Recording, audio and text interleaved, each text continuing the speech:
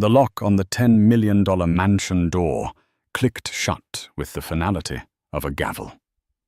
Damien Vassar stood on the marble steps, adjusting his $5,000 Italian suit, as his wife Emily stood shivering on the gravel driveway, holding nothing but her car keys. "The house is mine, Emily.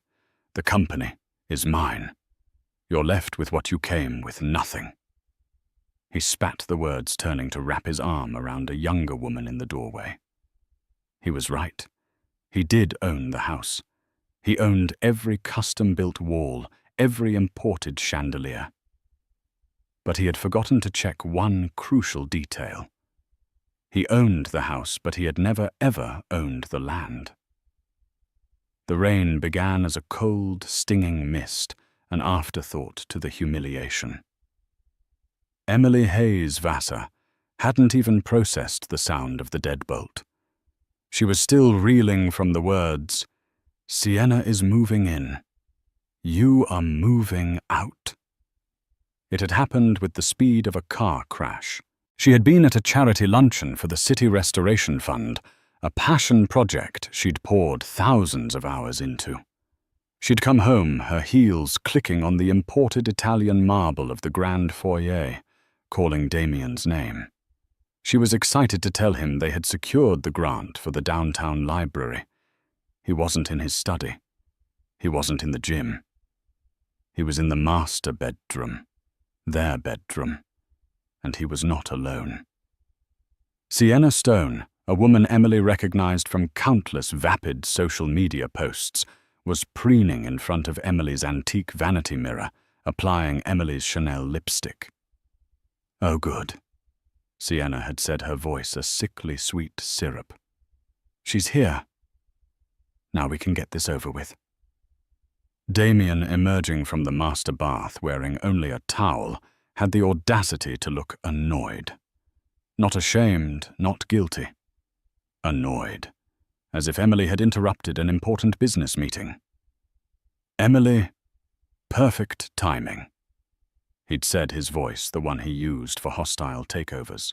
"Sienna and I were just finalizing things. It's over. We're done." "Done?" Emily's voice was a whisper. The grant, the library, the last 10 years of her life evaporated. "Damien, what are you talking about?" "I'm talking about this." He gestured between himself and Sienna, who was now wrapping herself in Emily's silk robe. "This is real. What we had," he scoffed, "was a business arrangement. And frankly, you've become a bad investment." The argument had been a blur of his cruelty. He called her stale, uninspired, and a glorified decoration. He accused her of holding him back, of being a passionless weight on his ambition. Every word was a calculated strike designed to shatter the quiet, steady woman he had married. Emily had been silent, a trait Damien had always mistaken for weakness. Her silence was not weakness. It was shock turning rapidly into a cold, crystallizing rage. "Get your things," he'd snapped, tossing a small, empty duffel bag at her feet. "Just the essentials. My lawyers will send a check for whatever the prenup dictates, which, if I recall, is basically nothing." Ah, the prenup. Damien had been so proud of it. Drafted by his cutthroat team at Vassar Capital, it was designed to protect his assets. He, the self-made tech mogul, couldn't risk his fortune on a charity case wife, as he'd once joked to his friends. Emily hadn't fought him on it. Her own family lawyers had glanced at it, smiled faintly, and advised her to sign. "It's perfectly fine, dear," her father had said, now that nothing was becoming very real. "I'm not leaving," Emily had stated, her voice trembling, but firm. "Oh, you are." Damien laughed. He grabbed her by the arm, his grip bruising. He was stronger than he looked, fueled by arrogance and new lust. He dragged her down the winding staircase, past the priceless art she had curated, past the library she had stocked. Sienna followed, filming parts of it on her phone, a triumphant smirk on her face. "Damien, stop! This is my home." "No, this is my home," he roared, shoving her toward the door. "I built this. I paid for this. Every brick, every window is mine. You are just a guest who overstayed her welcome." He'd thrown open the massive carved oak doors. The mist was now a driving, icy rain. "Your car is in the driveway. The Bentley is mine. The Range Rover is mine. You can keep the pathetic little hybrid you insisted on driving." He'd reached into her coat pocket, fished out her wallet, removed his black credit card, and tossed the wallet onto the gravel beside her. "Now get out!" Sienna, standing in the doorway, shivered dramatically. "Hurry up, baby. You're letting the cold in. Let's go open that bottle of 2005 Dom Perignon. We have something to celebrate." Damien had looked back at Emily, a final, chilling assessment. "You know, I thought you were smart, but you were just quiet. Turns out you were just empty." He threw her small duffel bag containing only her laptop and a change of clothes he'd deemed frumpy enough to be hers onto the wet gravel. And then the click of the deadbolt. Emily stood there for a full minute, the rain soaking her silk blouse, plastering her hair to her face. The gravel cut into her knees as she knelt to retrieve her bag. She looked up at the magnificent structure. The Vassar Estate, the press called it. A sprawling monument of glass and steel perched on the most exclusive crest in Hawk's Ridge. Damien was right. He did own the house. He had the receipts to prove it. She got into her pathetic hybrid. Her hands were shaking so hard she dropped the keys twice. She didn't cry. Not yet. Instead, she took a deep, shuddering breath and pulled out her phone. She didn't call her mother. She didn't call her friends. She scrolled to a number saved under M. Thorne. "Marcus," she said, her voice raspy. "It's Emily. He's done it." There was a pause on the other end, then a deep, calm voice. "The morals clause, then. Is the cohabitation confirmed?" "She's in my bathrobe, Marcus," Emily said, the cold finally seeping into her voice. "She's drinking my champagne in his house." "A fatal mistake," Marcus Thorne replied, a hint of grim satisfaction in his tone. "Not his house, Mrs. Vassar. And that is the problem. Where are you?" "I'm on the curb." "Good. Go to the penthouse at the Hayes Tower. Use your maiden name. Order room service. Get some sleep. I will initiate the protocol at 9 a.m. tomorrow. Damien Vassar has just made the most expensive mistake of his life. He thinks he owns it, Marcus." "We know, my dear," the lawyer said. "He owns the circus, but he forgot to ask who owns the land." Damien Vassar woke to the smell of expensive coffee and the blinding sun streaming through the floor-to-ceiling windows of his master bedroom. Sienna was draped across his chest, her phone already in her hand, scrolling through Instagram comments. "Babe," she mumbled, "what should I caption this morning view from my new castle?"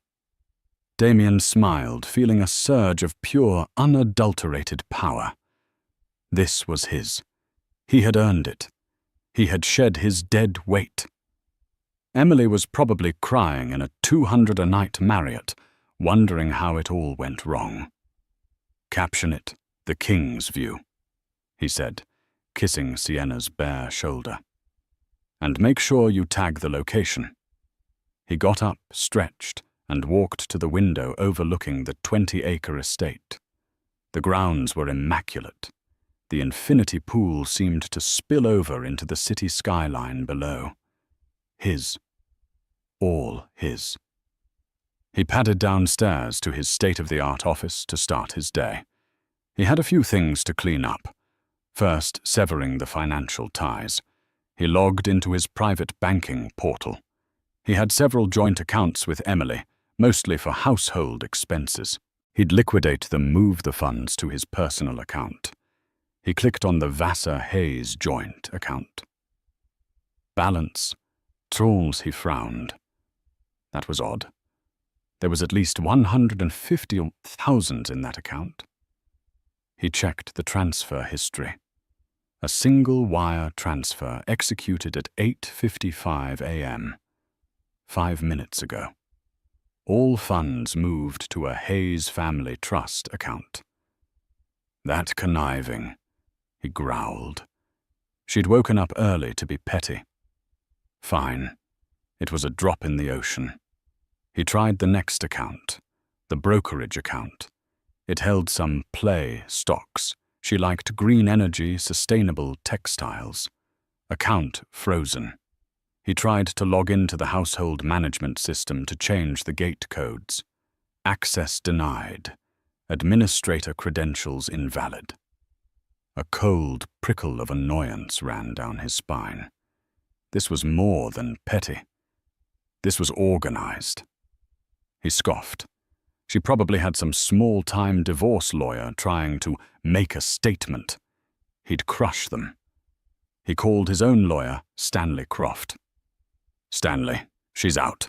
Start the divorce. I want it fast. I want it clean. And I want her buried under the prenup. Right, Damien, Stanley said, sounding eager. I'll file the standard papers, but there's a small problem. What problem? I just got a notification. A hold has been placed on the Hawks Ridge property by a third party. Not a lien, exactly. A leasehold compliance review. Damien was silent. A what? What third party? Thorne Finch and Associates, Stanley said. Damien's blood ran cold. Thorne Finch and Associates wasn't some small-time divorce firm. They were the oldest, most powerful real estate and trust law firm in the state. They represented old money. The kind of money that didn't bother with Forbes lists because they owned the paper mills Forbes was printed on. Why are they involved? Damien demanded. That's what I'm trying to figure out. They're not representing Emily Vassar. They're representing the Hawks Ridge Land Holding Corporation. Damien laughed, a harsh barking sound. That's just the HOA, Stanley. They manage the landscaping. Send them a check. I don't think it's the HOA, Damien. The filing is aggressive. It's citing a default. Meanwhile, Emily was not in a Marriott. She was 40 floors above the city in the private unlisted penthouse of the Hayes Tower, a building her great-grandfather had built. The space was the opposite of the cold glass and steel mansion. It was warm, filled with books, rich mahogany, and worn, priceless Persian rugs. She was showered, dressed in a simple cashmere sweater and slacks, and sipping tea with Marcus Thorne. Marcus was a man in his late 60s, impeccably dressed with the calm demeanor of a man who had never lost an argument. He's discovering the accounts now, Marcus said, looking at his pocket watch. The joint accounts were easy. The household systems were tied to a management company owned by the trust, so we simply revoked his user privileges. He is as of 9:01 a.m., a guest in his own home. He won't understand, Emily said, looking out the window. He's so focused on the house. Let's review just so you are prepared, Marcus said, pulling a file. Your great-grandfather, Robert Hayes, purchased 5,000 acres of what was then worthless hillside in 1922. The Hayes Land Trust has never sold a single acre. We lease it. The 99-year ground leases. Emily recited a lesson she'd learned since childhood. Precisely. Developers, moguls like Mr. Vassar come in. They build their dream homes. They pay millions for the privilege of building on our land. They own the structure, the improvements, as we call them. but they are, for all intents and purposes, tenants. Marcus tapped the file. Damien Vassar signed a 99-year lease for Lot 117 Hawks Ridge.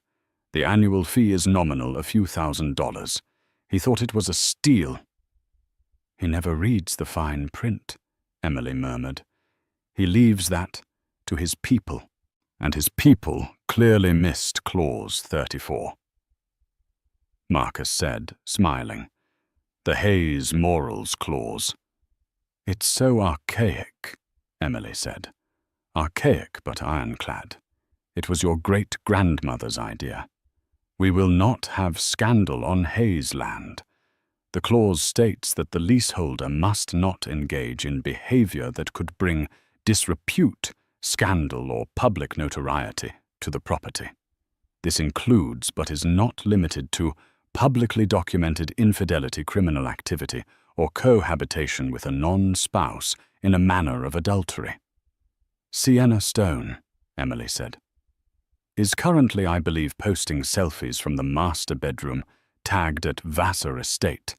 Marcus's assistant, a sharp young woman named Price, chimed in, holding up a tablet. The post has 15,000 likes. She has captioned it, The King's View. Publicly documented. Perfect, Marcus said. As of 9:00 a.m. we served Mr. Vassar with a notice of default on his lease. He has 30 days to cure the default. Cure it? Emily asked. In this case, that would mean ceasing the adulterous cohabitation, removing Miss Stone and presumably reconciling with his legally wedded wife. You. Emily laughed, a dry, humorless sound. And if he fails to cure the default, Marcus said, his eyes glinting, the Hayes Land Trust has the right to terminate the lease, immediately. And the house. Oh, this is the beautiful part. Clause 34b. Upon termination of the lease, due to default, all improvements on the land, the house, the pool, the art installations, are forfeited. They become the property of the landowner. Us. Emily finally took a sip of her tea. It was hot and it was strong. He's going to fight. He will call it a shakedown. Let him, Marcus said. He's a tech bully. We are a 100-year-old institution. He is bringing a lawsuit to a war. Now on to Phase 2, the Vassar Capital Fund. What about it? Emily asked. You are a silent partner, are you not? Your initial $20 million seed money. He told me it was just a formality for tax purposes, Emily said. He's always said it's his fund. He is the face, yes. But your $20 million, which is now worth over $200 million, is held in a sub-trust. A sub-trust that once again contains a morals clause tied to your marriage. He has just breached his fiduciary duty to you, his primary partner. Emily stared. I thought that money was just gone. Invested. Oh no, Emily, Marcus said, standing up. Your father was a very smart man. He didn't trust Damien any further than he could throw him. You are not just a silent partner. You are the controlling partner. Damien Vassar is about to find out that he doesn't just work in his company. He works for his wife. Damien Vassar was in a state of controlled fury. He was pacing his glass-walled office, barking at his lawyer. What do you mean you can't get a judge to vacate? It's a compliance review. It's harassment. It's Emily. She's bitter. Damien, I'm telling you. Stanley Croft's voice was tinny over the speakerphone. This isn't Emily's signature. It's Marcus Thorne's. This isn't a divorce tactic. This is a real estate dispute. And frankly, they're not wrong about the lease. I've got a copy of it. And, Damien, did you read this Clause 34A, the Morals Clause? That's just boilerplate. It's archaic. It's unenforceable. Damien yelled, slamming his fist on his desk. The desk, a single slab of polished obsidian, didn't shudder.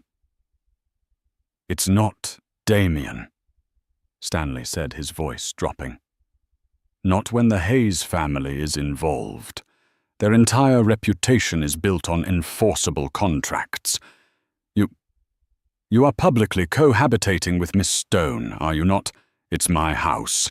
It's their land, Stanley shot back, and they are claiming you are in default. You have 30 days to cure it, which means Sienna has to go. Sienna, who had been lounging on the sofa in his office, sat up. What go where? She's not going anywhere, Damien snapped. This is my house. You tell Marcus Thorne. I'll see him in court. I'll sue him, Emily, and this Hayes Trust for everything they've got. Damien, Stanley said, sighing. You can't. Your prenup with Emily is airtight. It protects your assets from her. But it also has a mutual no-contest clause. You can't sue her for, well, anything. And you definitely don't want to sue the Hayes Trust. Why not? I'm worth billions. They're worth cities, Damien. They don't measure their wealth in dollars, they measure it in square miles. Just hear them out. It's a shakedown. They probably want money. A fine. Pay it. Get them off your back. And maybe be discreet with Sienna for a few weeks. Discreet. Sienna stood up, outraged. He just kicked his wife out for me. I am not discreet. Damien hung up on Stanley. He's an idiot, he muttered. He's weak. I'll get new lawyers. I'll get the best. He looked at Sienna. Baby, he's just stressed. It's nothing. Just some legal nonsense Emily cooked up. I'll handle it. You'd better, Sienna said, pouting. I'm not going to be discreet. I'm supposed to host a brand launch party here next week. For my new Stone's Glow tanner. Damien's phone buzzed. It was his COO, Mark. Damien, thank God. What the hell is going on? Mark sounded frantic. What are you talking about? The fund Vassar Capital, I'm locked out. All the high-level admin controls, they're frozen. I can't execute the trades for the Apex merger. What, that's impossible. I'm the only one with full admin keys. Well, you're not, Mark said. A controlling partner directive just came through. It's Emily. Not Emily Vassar. Emily Hayes. And she's frozen all capital movement. Damien's vision swam. He stumbled to his chair. That can't be right. She's not a partner. She gave me seed money. It was a gift. The documents I'm seeing, Mark said, his voice tight with panic, say it was a $20 million buy-in as a controlling interest partner contingent on a fiduciary morals clause tied to her personal well-being and marital status. Damien, what did you do? Damien was breathing hard. She wouldn't know how. She doesn't know anything about the business. Then her lawyers do, Mark yelled. The market opens in 20 minutes, and our entire portfolio is frozen pending a partner review. The investors, Damien, the investors are calling. They've seen the freeze. They're panicking. You need to fix this. Call her, beg her. Do whatever you have to do.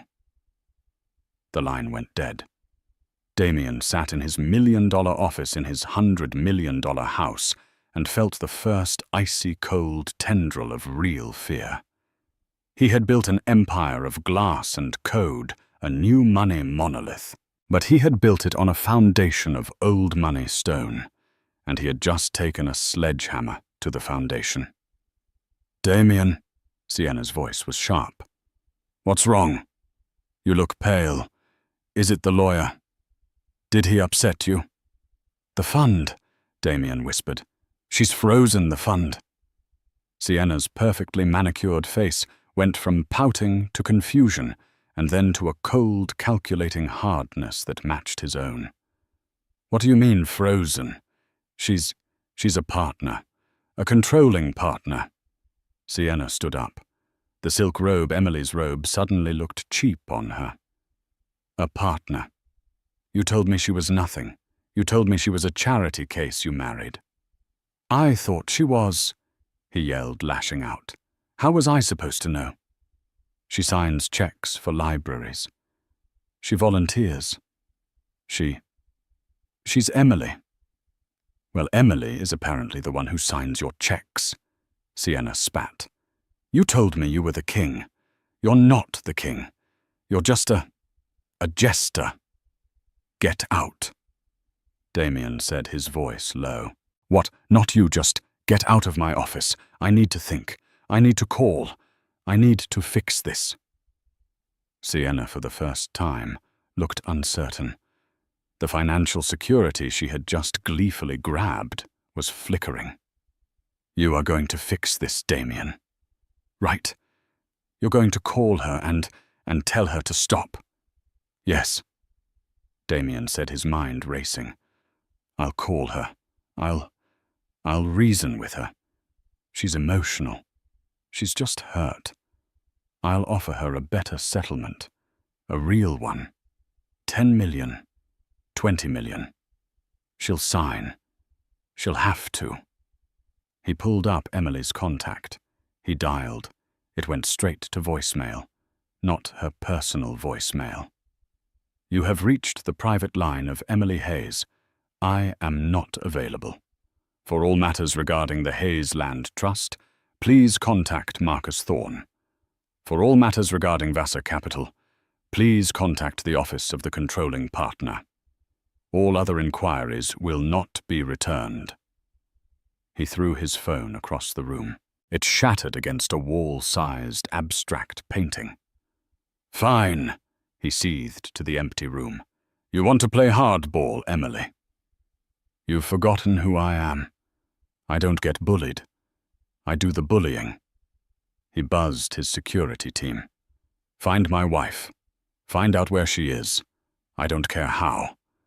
I want to know where she's sleeping, what she's eating, and who she's talking to, now. While Damien was dismantling his office, Emily was in a different kind of war room. The main conference room at Thorne Finch and Associates was not the sterile glass box environment Damien favored. It was paneled in dark wood, the table a 20-foot-long single piece of mahogany. The walls were lined with leather-bound books that were not for show.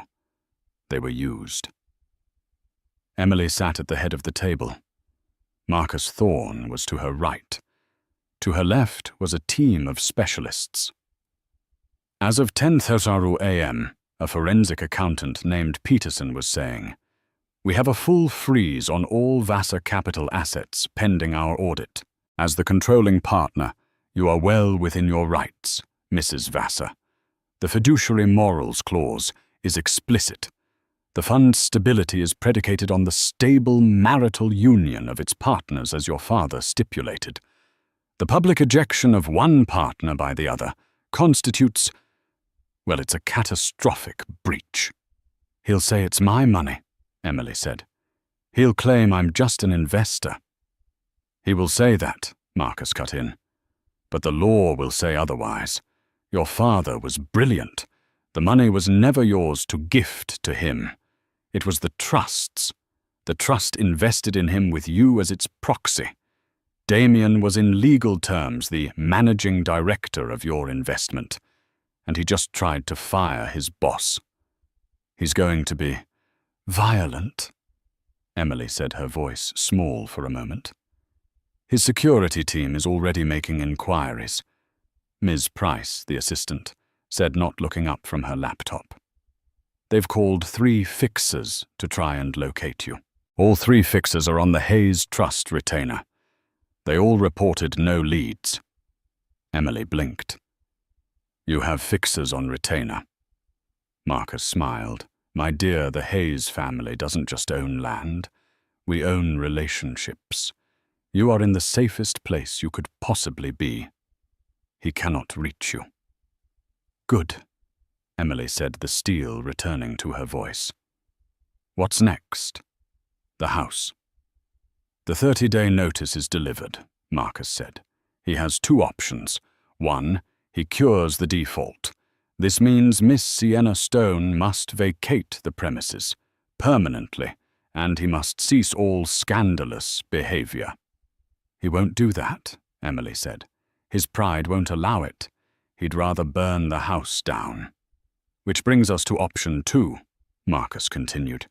"He ignores the notice. He files lawsuits. He tries to fight us. In 30 days, on the 10th of next month, his right to cure expires. At 12:01 a.m. on the 11th, the Hayes Trust takes possession of Lot 117 and all improvements thereon. We will have the Sheriff's Department on standby to escort Mr. Vassar and his guest from our property." "He'll never see it coming," Emily murmured. "He's so arrogant. He thinks morals clause is a joke." "The most effective legal tools are the ones people laugh at," Marcus said, "until they're invoked. Now, Emily, the board of the trust needs to know your intention. What is your plan?" "We can, of course, liquidate his position in the fund. It would be messy. But you would be worth in liquid cash several $billion." Emily looked around the table. At the serious, powerful people all waiting for her, the quiet wife, to speak. "I remember," she said slowly, "when Damien first proposed. He took me to Hawk's Ridge. It was just an empty patch of dirt then. He stood there and he said, 'I'm going to build a monument to myself here. Something so big and bright, no one can ever ignore me again.' He was so driven. I thought it was passion. I didn't realize it was just hunger. A void that can't be filled." She paused, then looked Marcus dead in the eye. "He threw me out. He told me I was nothing. He said I was empty. He built his empire on my family's foundation and called it his own. He didn't just break a marriage vow. He committed theft. Of my time, my name, my security." "So the goal is not reconciliation," Marcus stated.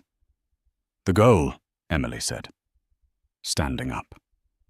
Her voice, ringing with an authority that surprised even herself, is consequences.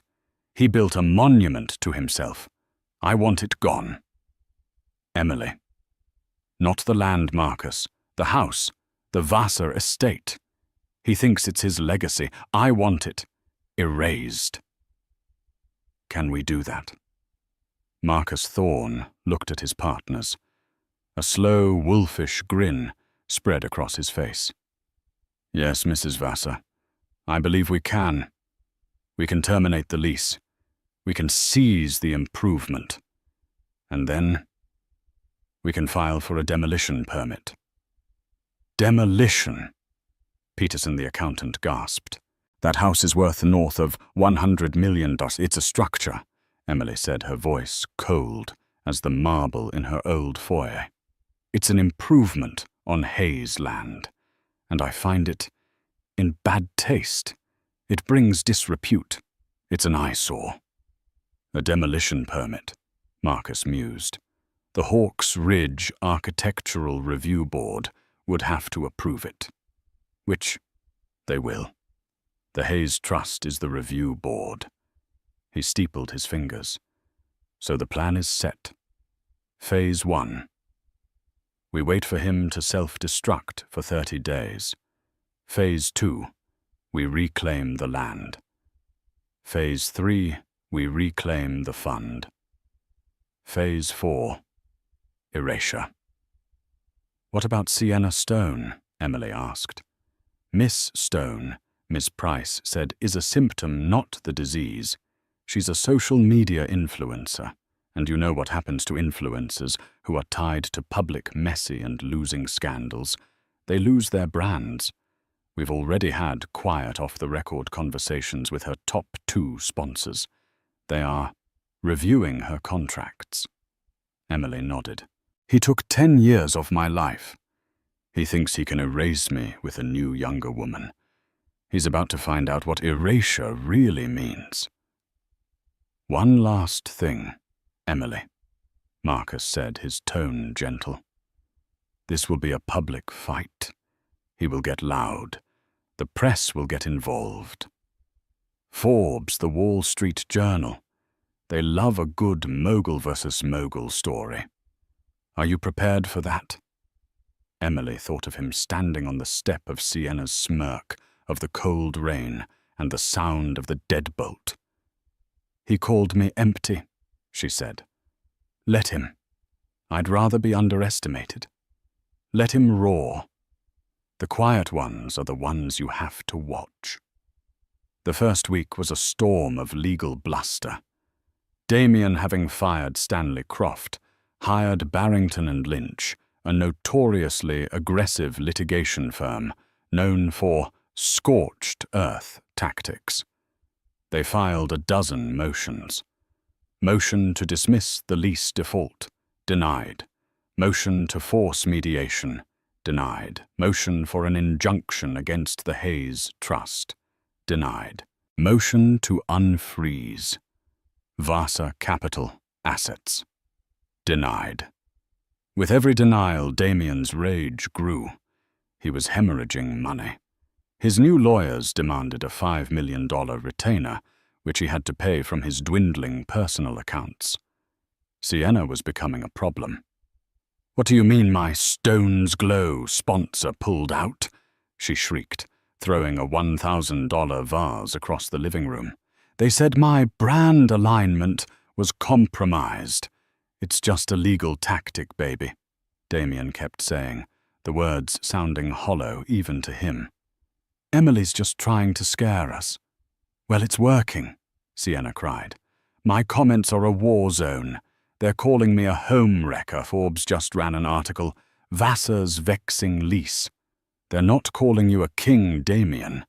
They're calling you a squatter. He'd seen the article. It had been devastating. It didn't paint him as a titan of industry. It painted him as a fool. New money mogul Damien Vassar, who built his dream home on a 99-year ground lease, seems to have forgotten the cardinal rule of real estate, always read the fine print.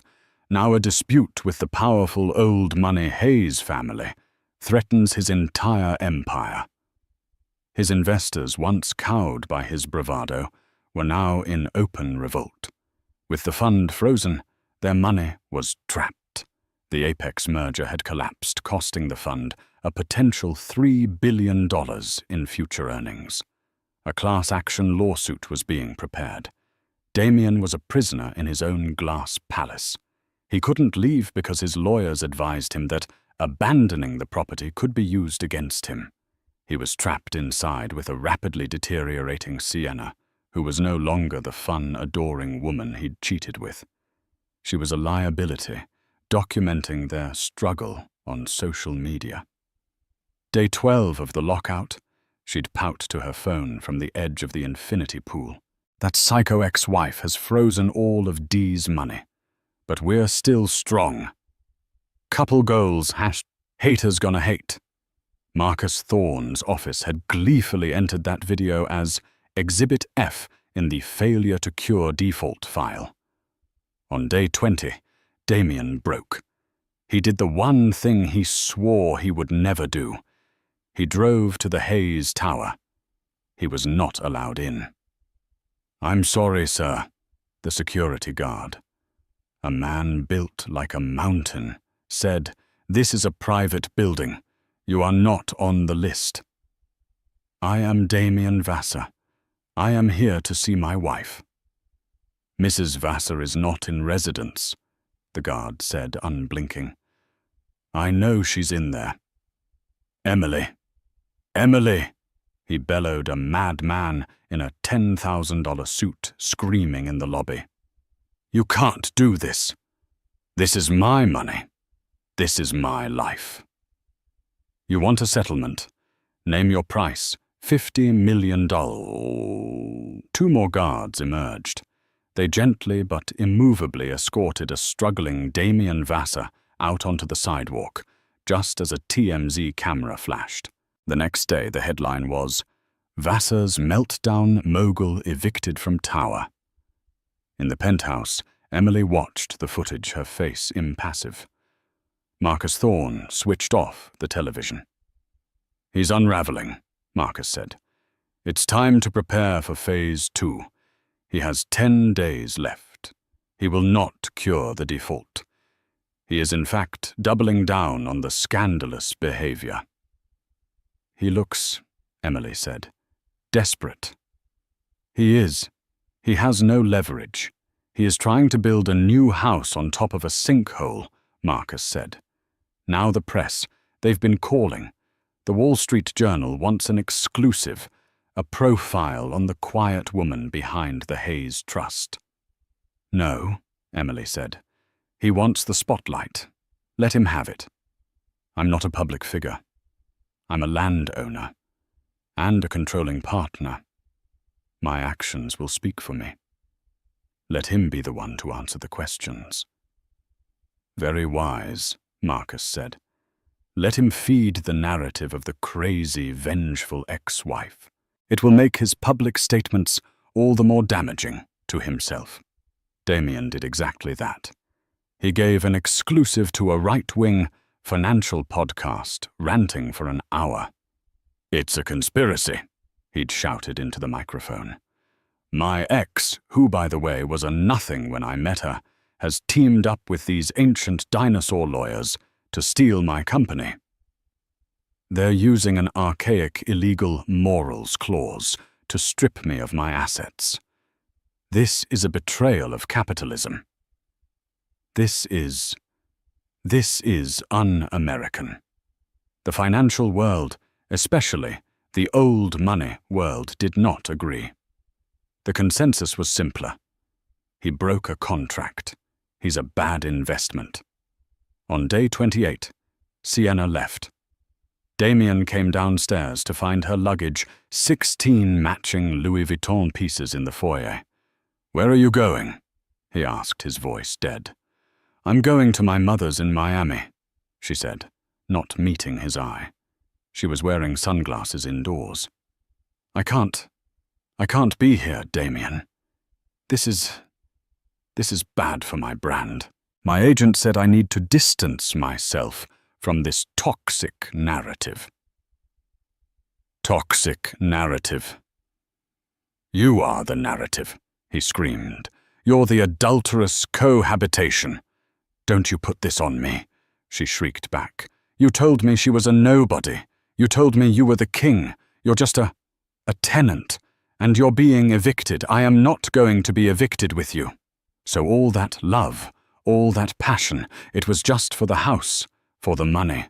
It was for the life, Damien," she said, "and you don't have it anymore. Goodbye."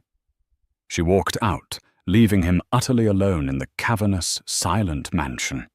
He was alone for 2 days. He drank. He broke things. He stared at the walls he owned on the land he didn't. On day 30 at 11:59 p.m. he sat in his office, a bottle of scotch in his hand, watching the clock. He was still waiting for a call. For Emily to say, "Okay, you've learned your lesson. Here are my demands." The call never came. At 12:01 a.m., the lights in the mansion shut off. The entire house, the security system, the AC, the network. Everything. He fumbled for his phone. No service. A cell blocker. He heard a noise, a heavy metallic clanking at his front gate. He ran to the window. A black sedan was pulling up his driveway, followed by a large van from the county sheriff's department. The doorbell rang. It was not an electric chime. It was someone outside banging on the oak with their fist. He stumbled to the door, his heart hammering. He opened it. It wasn't Emily. It was Marcus Thorne, flanked by 2 sheriff's deputies. He was holding a very thick, bound document. Damien Vassar, Marcus said, his voice devoid of all emotion. It is 12:03 a.m. on the 11th. Your right to cure the default on your lease has expired. The Hayes Land Trust has terminated said lease. You are, as of this moment, trespassing on private property. You can't, Damien stammered. This is my house I own. This house? You own this house? Marcus corrected. As per clause 34 tonk. All improvements on the land are now forfeit. The house belongs to the trust. These officers are here to escort you from the premises. One of the deputies stepped forward. Sir, we just need you to come with us. You can take your personal effects. A suitcase. My things. Damien looked around wildly. My art, my computers, all improvements and fixtures, Marcus said, which includes art affixed to the walls, custom furniture, and integrated technology are now the property of the landowner. You may take your clothes, your shoes, and your toiletries. You have 10 minutes. This is theft, Damien roared, lunging at Marcus. The deputies were on him in a second, pinning his arms behind his back. Mr. Vassar, do not assault an officer of the court, the deputy said, his voice bored. Damien sagged, defeated. Emily, is she here? He whispered, searching for her. He needed to see her, to make her see. What Mrs. Vassar is not here, Marcus said. She has no desire to see you. She is, I believe, attending the opera. 10 minutes later, Damien Vassar was standing on the same gravel driveway where he had thrown his wife out 30 days prior. He was holding a single small duffel bag. His suit was wrinkled, his face unshaven. The locks on the door, his door, were being changed by a locksmith from the van. Where am I supposed to go? He asked the empty night. That is no longer our concern, Marcus Thorne said. He got into his sedan. Good night, Mr. Vassar. The car pulled away, leaving Damien alone on the curb in the dark. The automated sprinklers, now controlled by the trust, chose that precise moment to turn on, dousing him in a spray of cold recycled water. For 2 weeks, Damien Vassar ceased to exist. He holed up in a suite at a high-end extended-stay hotel, the Omni, not the Ritz. He had to pay for it with his last remaining personal credit card. His entire world was gone. He was a pariah. The class action suit from the Vassar Capital investors was moving forward. They were suing him personally for gross mismanagement and fiduciary negligence. His reputation was not just damaged, it was obliterated. He spent his days in a bathrobe, obsessively refreshing news sites. He saw Emily, but only in glimpses. She was photographed at a gala for the city library, the one she'd been excited about. She was wearing a simple, elegant, dark blue dress, and she was smiling. She looked lighter, younger. She was with a man. Not with him, but standing next to him. A handsome, silver-haired man. Damien Googled him. Arthur Pencave. A British architect specializing in sustainable public spaces. They were laughing. The rage which had simmered down to a cold dread roared back to life. She was laughing, while he was ruined. He had one last card to play. One he hadn't wanted to use. A private investigator he'd paid personally with cash he kept in a safe a year ago, not to watch Emily, but to dig up dirt on her perfect family. The Hayeses were clean, but the PI had found one thing: a family secret. Damien got dressed. He put on his last clean suit. He took a cab to the Hayes Tower. He didn't try the lobby. He went to the parking garage. He waited. After 3 hours, Emily's hybrid, pathetic car pulled in. She got out carrying a briefcase. "Emily!" he shouted, stepping from behind a concrete pillar. She didn't scream. She didn't even flinch. She just sighed as if he were a piece of trash she had to step over. "Damien, you're not supposed to be here. This is private property. You're violating your restraining order." "That order is a joke. Just like you," he spat, advancing. "You think you've won, don't you? You took my house. You took my company. You're a thief." "I took nothing," Emily said, her voice echoing in the empty garage. "I simply stopped you from taking any more. You defaulted, Damien. On the lease, on the fund, on us. These are the consequences." "Consequences?" He laughed, a wild, unhinged sound. "You want to talk about consequences? How about the consequences for your aunt, Isabella Hayes?" Emily's blood ran cold.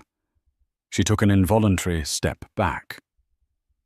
"Ah," Damien smiled, a predator's grin. "I see I have your attention. Isabella Hayes, the black sheep. The one who really owned the trust until she was declared incompetent in 1998. And her loving brother, your father, took control and locked her away in a high-end sanitarium in Switzerland. You're not the owner, Emily. You're the daughter of a thief. Your entire fortune is built on a lie, on a crime." He pulled a file from his briefcase. "I have the medical records, Emily. The lost ones. The ones that say she was eccentric, not insane. I have the letters she wrote. How long do you think your ironclad reputation lasts when this hits the press? How long before the entire Hayes Trust is invalidated?" Emily was silent, her face pale. "Here's the deal," Damien said, stepping closer. "You're going to give me my company back. You're going to give me— no, not the house. I don't want that poisoned place. You're going to give me $500 million. A clean break. And this," he waved the folder, "disappears. You get to keep your dirty little family secret." He was inches from her now, his eyes boring into hers, smelling his victory. "You're not so high and mighty now, are you? You're just like me. You're just empty." Emily looked down at the folder. Then she looked up at his triumphant, desperate face, and she smiled. "Oh, Damien," she said, her voice filled with a profound, aching pity. "You really do only read the headlines, don't you?" What are you talking about?" "Aunt Isabella," Emily said, "was my favorite person in the world. She was eccentric. She was a brilliant, beautiful artist who suffered from severe bipolar disorder at a time when the world and the press were not kind." I, Damien faltered. "My father didn't lock her away. He protected her. He moved her to the best facility in the world, away from people like you who would have exploited her. And incompetent. She wasn't declared incompetent. She willingly signed over her proxy rights to my father, so she could live her life in peace, not be bothered with land deeds and fiduciary duties. And do you know who she left as her sole heir? The one person who visited her every summer, who read to her, who loved her for who she was." Emily tapped her own chest. "Me. No. The sanitarium. You mean the Pince Verdant clinic. It's lovely. I was just there last month. I took Aunt Isabella to lunch." Damien's face crumpled. She's alive. She's 78. She's on new medication, and her paintings are having a retrospective at the Met. That secret. It's the proudest part of my family's history, that we protect our own." Emily took the file from his limp hand. "You have nothing, Damien. You never did. You had no power in our marriage, so you had to invent it with cruelty. You had no real wealth, just leverage. And now you have no blackmail. You're just a sad, angry man in a parking garage." She started to walk away. I'll tell them about the demolition," he screamed at her back. "That's my last ace. You think your green investors will like that you're tearing down a $100 million house? The waste, the hypocrisy." Emily stopped. She turned back. "The demolition. Damien, who told you I was demolishing the house. My lawyers, it's public record. The permit to erase it." "Yes," Emily said, walking back to him, her eyes bright. "We filed the permit. But we're not erasing it." "That's your move." "Then what?" "The house is a structure," Emily said. "It's ugly. It's cold. It's yours. But it's also 25,000 square feet of usable spools. The Vassar Capital investors, the ones you ruined, they've formed a committee. They've partnered with the Hayes Trust. We are deconstructing the house.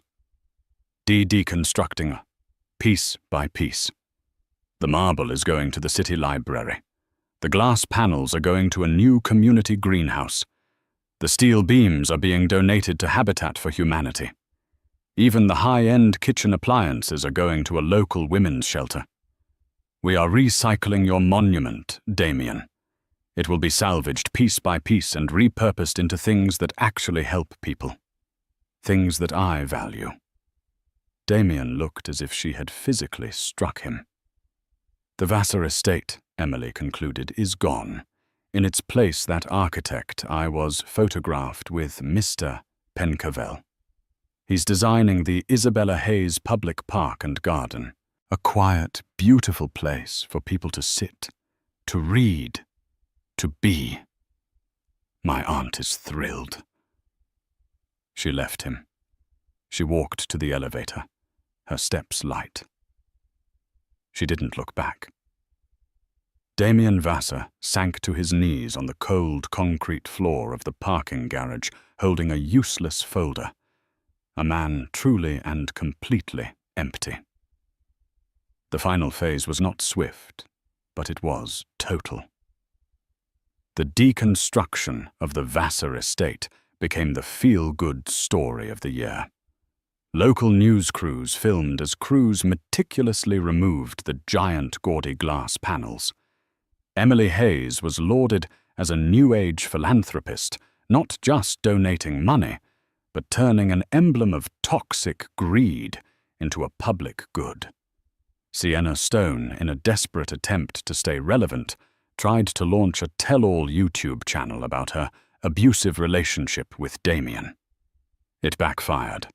Marcus Thorne's office sent her a single cease and desist, reminding her that she was on video gleefully participating in the scandalous behavior. The public comments were so brutal, she deleted her channel and her Instagram. She was last seen selling Stone's Glow Tanner out of the trunk of a used car. The class action lawsuit against Damien Vassar was successful. The investors led by the controlling partner. Emily clawed back every asset tied to the Vassar name.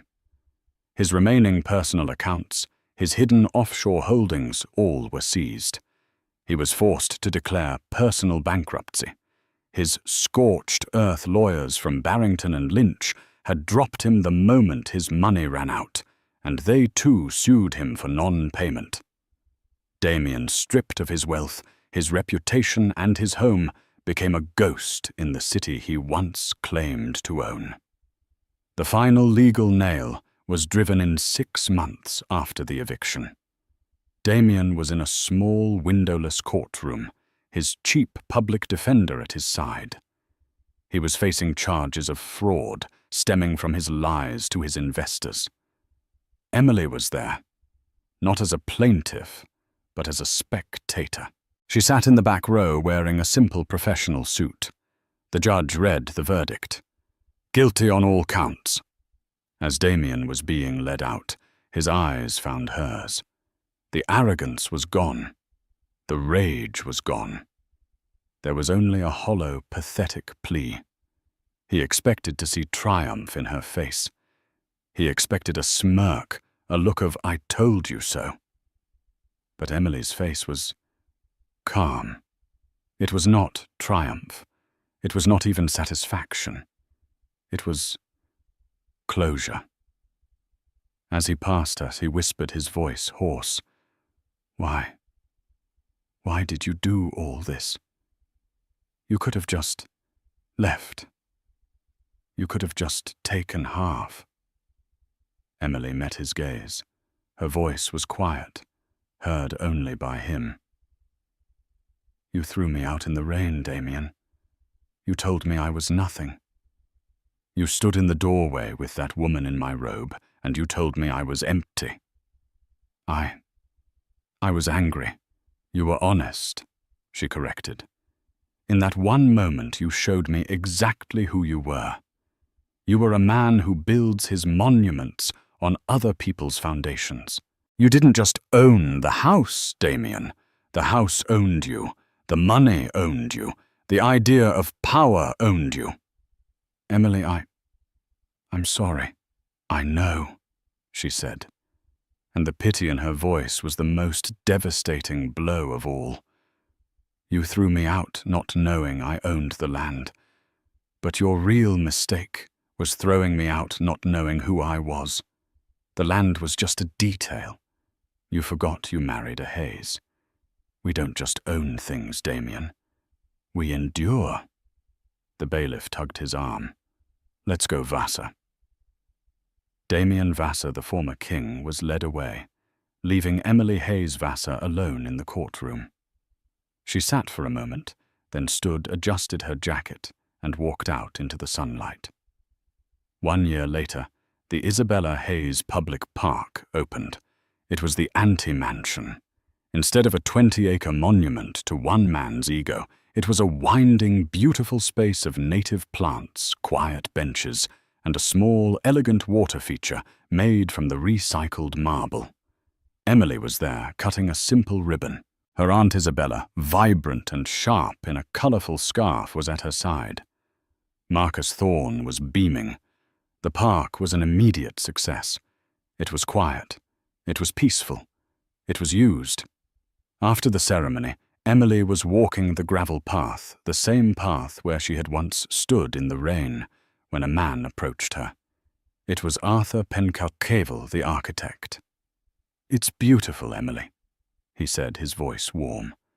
"You did amazing work, Arthur. It's breathing. The land can finally breathe." "As can you, it seems," he said, smiling. "I read in Forbes a different kind of article this time, that the Vassar Capital Fund has been reborn." Emily laughed. "We're calling it the Hayes Restoration Fund. We're taking all that new money aggression and pouring it into old-world projects, libraries, parks, public art, restoring the city's foundation." "A much better use for capital," Arthur said. "And are you, the controlling partner, happy?" Emily looked out over the city. The sun was setting and the view was, as Damien had once said, a king's view. But it felt different now. It wasn't a view to be owned. It was a view to be shared. "For the first time in a very long time, Arthur," she said, I'm not just not empty. I'm full." "Good," he said. "In that case, would the controlling partner be interested in getting some coffee with a humble architect?" "I think," Emily said, smiling a real, genuine smile, "that can be arranged." They walked out of the park together. Two people on solid ground, ready to build something new. The old saying goes, before you embark on a journey of revenge, dig 2 graves. But this was never about revenge. This was about restoration. Emily didn't destroy Damien's life. She just stopped letting him build it on top of hers. He thought his power came from his monument of a house, but he forgot that a house is nothing without the land beneath it. And a man is nothing without his integrity. What did you think of Emily's story? Was her karma a perfect act of justice or a cold, calculated destruction? We read every single one of your comments, so let us know your thoughts below. If you loved this story of drama twists and ultimate consequences, please hit that like button and share this video with someone who needs to see that the quiet ones are always the strongest. And don't forget to subscribe and turn on all notifications. We drop stories like this every week, and you won't want to miss what's coming next.